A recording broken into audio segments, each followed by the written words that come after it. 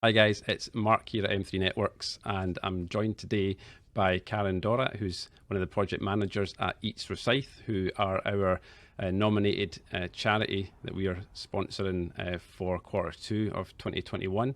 As you might have seen, last quarter we supported Perth Autism Support and we raised £400 for them.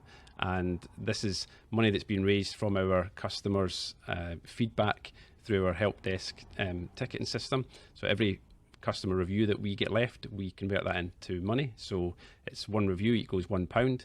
And hopefully over the next 3 months, we'll be able to raise at least £400 or more for EATS Rosyth. So like I said, I'm joined by Karen here this morning, who's going to tell us a little bit more about EATS Rosyth, what the charity does, who it helps, and maybe a little bit about the background and how the charity started, Karen.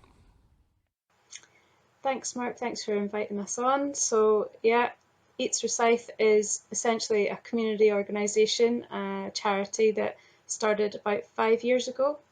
And we have a community garden, a centenary orchard, and a community hub.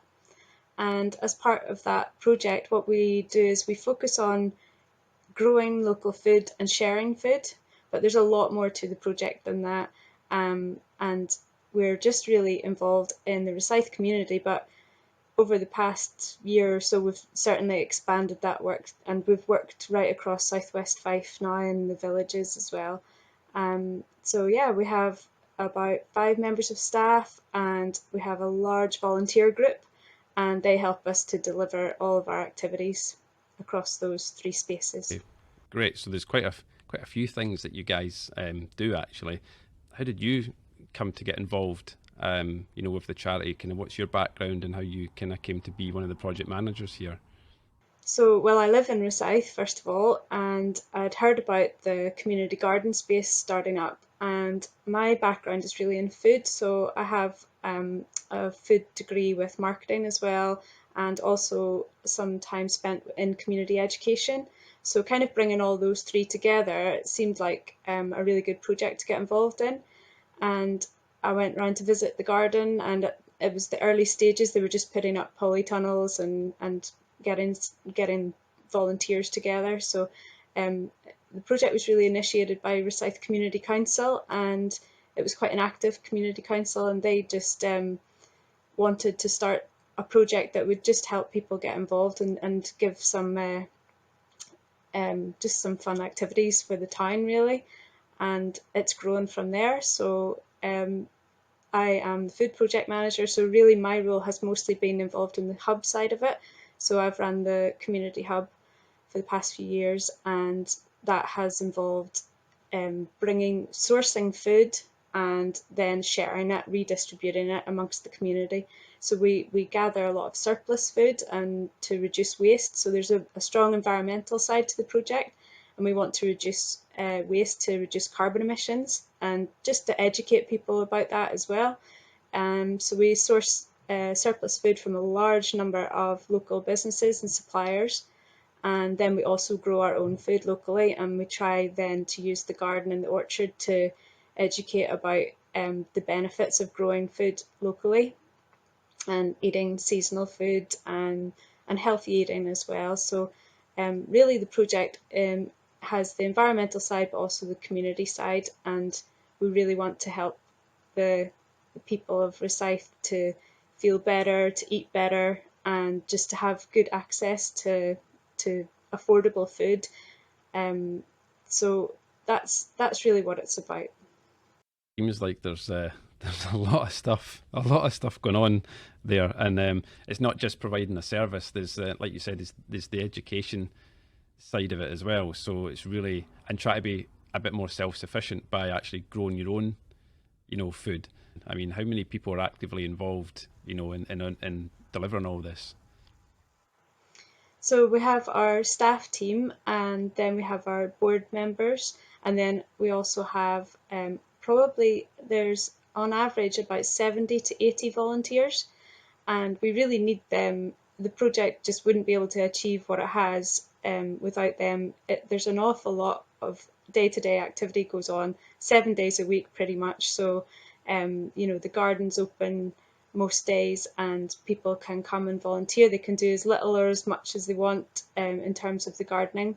They can learn more if they want to and get more involved, or they can just really use it as a social space as well and just have a cup of tea and sit and watch what's going on and get to chat to the other volunteers.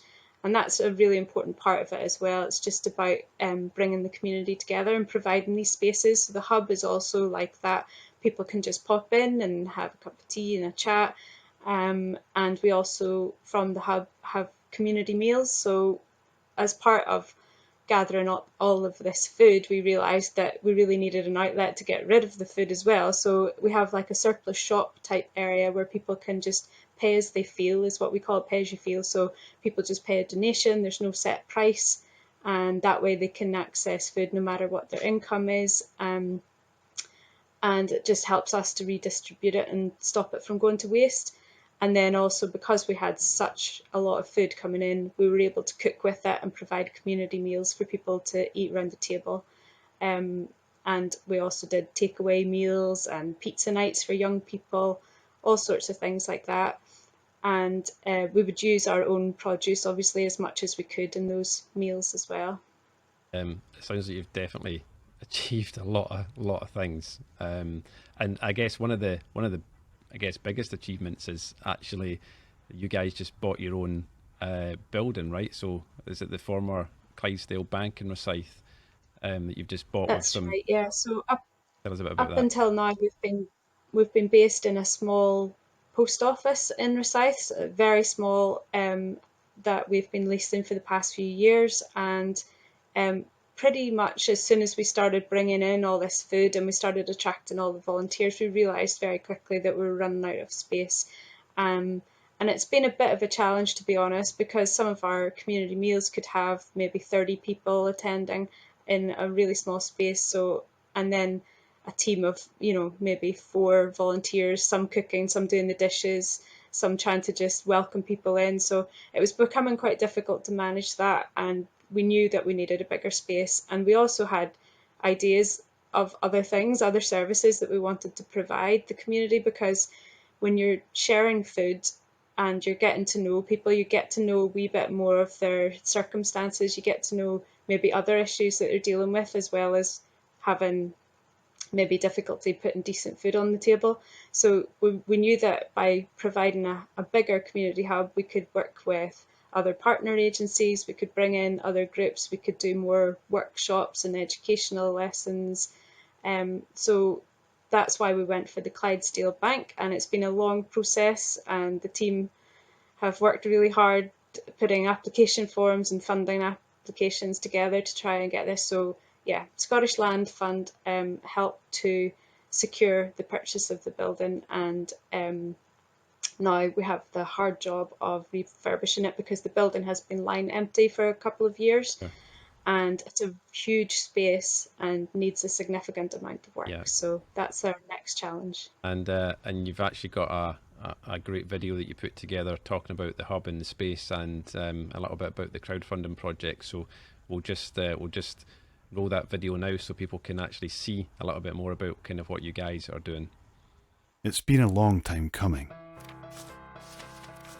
but we finally found a new building to call our community hub. Still, there's a huge amount we've got to do and need help with to turn our new building into our project's new home. We're reaching out for donations and help from trades so we can transform the property. We need help with things like heating, energy and renewables, joinery and construction, electrical work, new doors and windows, furniture, flooring and carpets, roofing, security, kitchen fitting, bathrooms and plumbing, and shop fittings. So we need to get quite a bit done to give our community the hub it deserves. We'd love some help to get there. Please let us know if you have a trade or business that could help us. Or if you can, donate to our crowdfunder.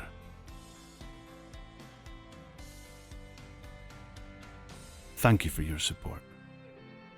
Now that you've obviously got the keys to the premises, and I understand you're not quite in and doing anything yet, and you now have set up a crowdfunding donation to raise, is it 50k, I think the target is, to actually refurbish now the building that you've got it. So I guess hard part is getting the building. The second hard part is now refurbishing it into the space that you want. So talk about how people can get involved. Obviously we've seen that in the video, and we've seen how, you know, businesses, trades, people can donate their time, people can donate stuff, you know, like doors, windows, security, stuff and the stuff you've spoken about, but maybe what other ways can people help?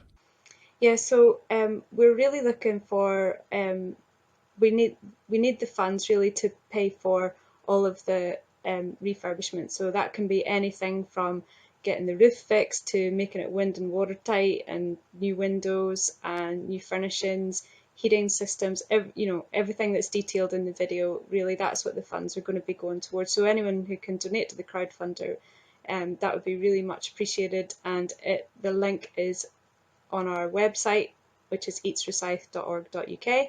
You can follow us on lots of social media things as well, if you prefer. And yes, if there's any local businesses or trades out there who would like to donate their materials or their time, their labour, that would be really good. And obviously we'll promote them as much as we can and thank them for what they're doing for us. And we have had some offers already, which is really, really good. There's a good community spirit already behind us, and a lot of support from people who they've used our services over the past years. They know that it's a valuable community space, and they can see the potential in it, and they know that it's going to be put to lots of good use, and probably lots of new ideas will come as soon as the building's opened as well for what we can use it for.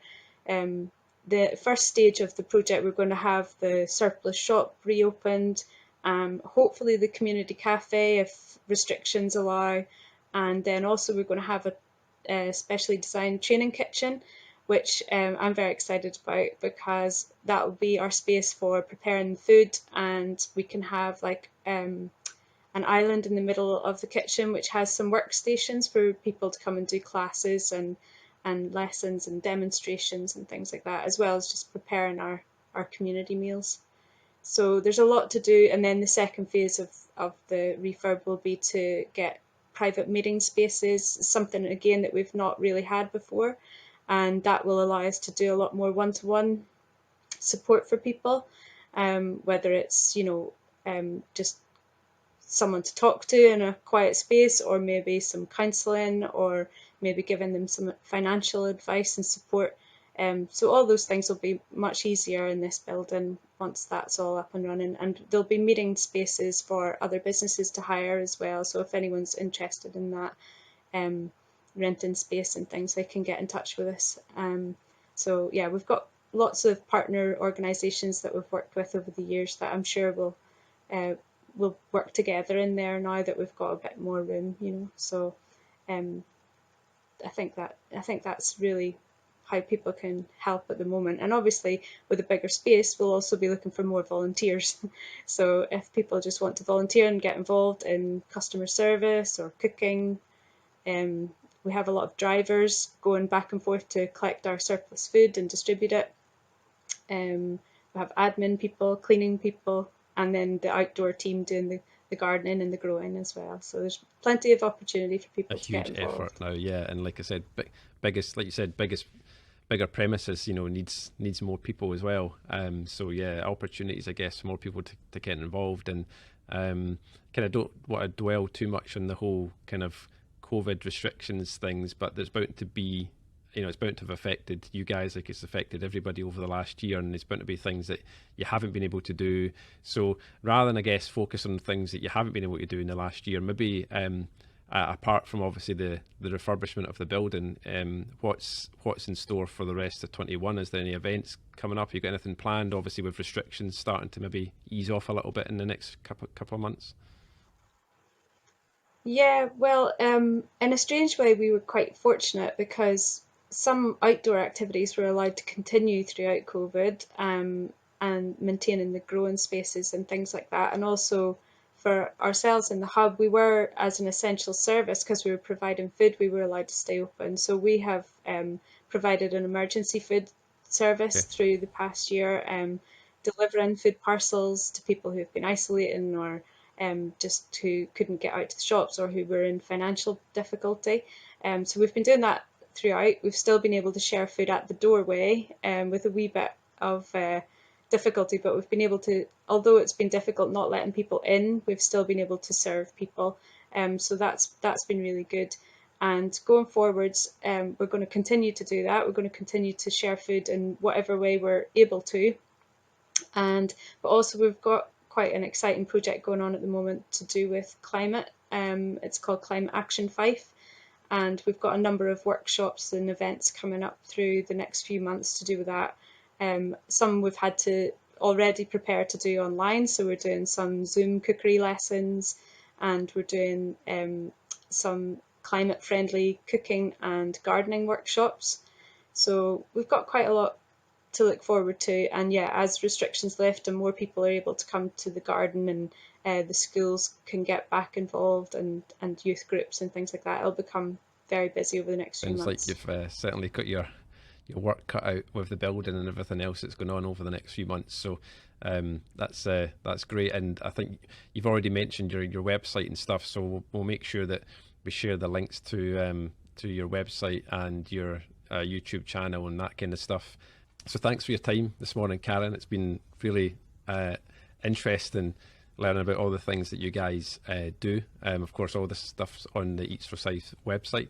I just wanted to finish the video by putting in one of your other videos that I watched earlier today with Frank, who has been obviously someone who's come along and been involved in the hub and things. And the video auto played for me after I watched your community hub video, and it was just I just took to the guy instantly, and I could get a real feel for the community spirit and everything that's going on with you guys. So I think it's a great video to show the kind of people that are involved and kind of what you guys are doing there. So we'll end with Frank's video, but thanks very much for your time, Karen, coming along and telling us about what you guys are doing. Thank you. You've got something good going on in Rosyth, so take it and keep a hold of it.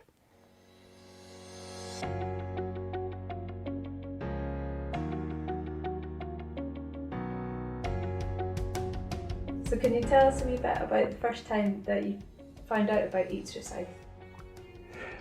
Well, the first time I found out is when I seen the shop down the road down there, and there was a cooking class going on. Now, I was really interested in the cooking class because I'm not that good a cook, me being a man on my own. And I met this lady called Karen, and she helped me, just told me a few things, and do I want to come? So I said, yeah. So that's how I ended up going. But then I did it mainly because my wife landed in the wheelchair. Janet was in the wheelchair, and Karen says, come down, bring Janet with you. And that was good, I said, because that's just what I was looking for. A wee project right on the doorstep. So me and Janet went there, and it was smashing, and I fair enjoyed it. I learned how to do cookies and scones. I says, but they were a disaster when I got home because they never worked out right. And I used to get a row off with Karen for making a messy things. They were good days. I really enjoyed it because we were just getting the project off, but we didn't realise just how it was going to snowball. With my Janet being in a home now, she's in the home now. With her being there, I don't have the same time, but I still like to keep my hand in. I go in almost every day. So I've got the job now. I'm a milk monitor, and that's my wee contribution, because the minute I go in there, the first thing they say, cup of tea, Frank. So that keeps me going, and I'm still, although Janet can't go now, I can still go, and I still like going there, and I sometimes get a meal now. A Thursday and a Friday I could get a meal, and which is good, and that's my way. I hand over a bottle of milk and I get a lot back.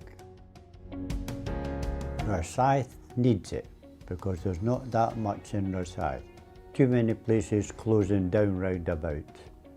But what we've got with the garden hub and the eating shop is blooming good.